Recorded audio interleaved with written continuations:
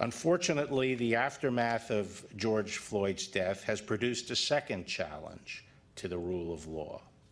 While many have peacefully expressed their anger and grief, others have hijacked protests to engage in lawlessness.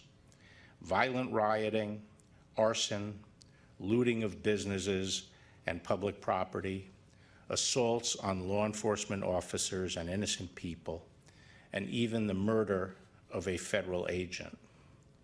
Such senseless acts of anarchy are not exercises of First Amendment rights. They are crimes designed to terrify fellow citizens and intimidate communities.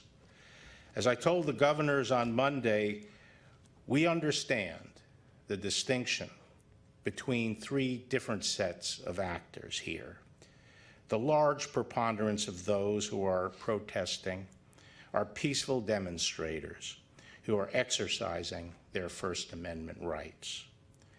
At some demonstrations, however, there are groups that exploit the opportunity to engage in such crimes as looting. And finally, at some demonstrations, there are extremist agitators who are hijacking the protests to pursue their own separate and violent agenda.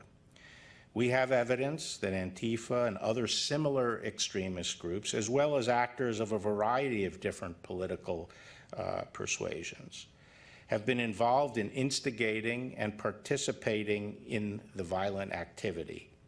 And we are also seeing foreign actors playing all sides to exacerbate the violence. The Department of Justice is working to restore order in the District of Columbia and around the nation. Here in Washington, we are working with the local police, the citizen soldiers of the National Guard, and other federal agencies to provide safety and justice.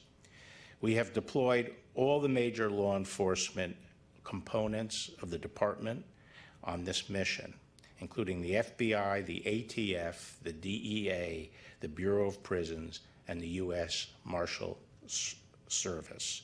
Their leaders are with me today and we'll be talking shortly. I thank all of these leaders and their components for working bravely and professionally to protect the district. I'm pleased to say that, especially over the last two nights, the demonstrations, while large, have been peaceful. The Justice Department is also working closely with our state and local partners to address violent riots around the country. Our federal law enforcement efforts are focused on the violent instigators. Through the FBI, U.S. attorneys' offices, component field offices, and state and local enforcement, we are receiving real-time intelligence, and we have deployed resources to quell outbreaks of violence in several places. I urge governors and mayors and other state and local leaders to work closely with the National Guard and with us.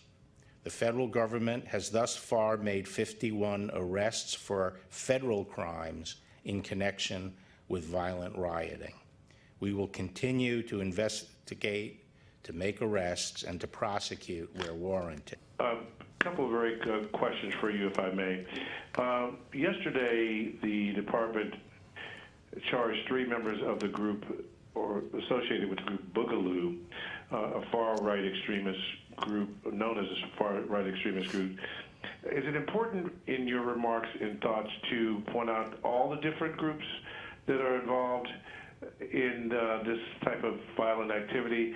And then the second question is, do you have any concerns that law enforcement could have perhaps been more surgical in how they operated on Monday? And many of the people who were moved forcibly were peaceful protesters, sir. Well, I do think it's important to point out the witch's brew that we have of extremist individuals and groups that are involved, and that's why in my prepared statement I specifically said, in addition to Antifa and other extremist groups like Antifa, there were a variety of groups and people of a variety of ideological persuasions. So I did make that point. I'm not going to get too specific, but the intelligence being collected by our U.S. Attorney's Office is particularly integrated by the FBI from multiple different sources is building up. There are some specific cases against individuals, some Antifa related. A lot of the extremists are involved in egging on violence and participating in violence, providing the means of violence. We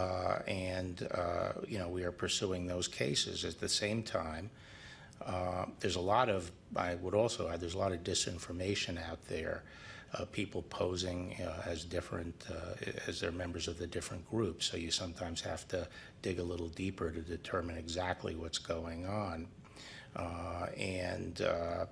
There are some groups that don't have a particular ideology other than anarchy. There's some groups that want to bring about a civil war, the Boogaloo group, that has been on the margin of this as well, trying to exacerbate the violence. So we are dealing with, as I say, a witch's brew of a lot of different extremist organizations. Maybe Chris would have something to add to that.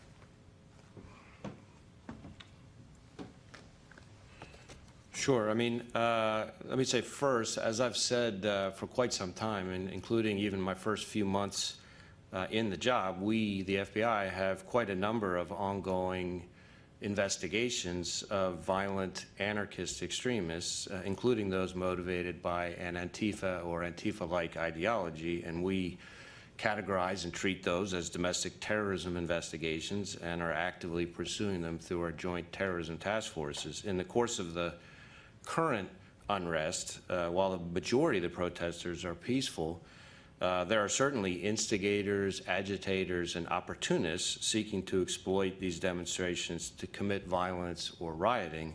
And exactly who these people are, who's driving them, what tactics they use, varies widely sometimes from city to city, sometimes even from night to night. And we're working with all of our law enforcement partners to gather as much information as we can about that topic and to bring federal charges where appropriate and possible. So we're about the violence. We're not about the ideology. And it doesn't matter what your ideology is. If you commit violence or rioting or acts that we would consider terrorism, we're going to pursue it.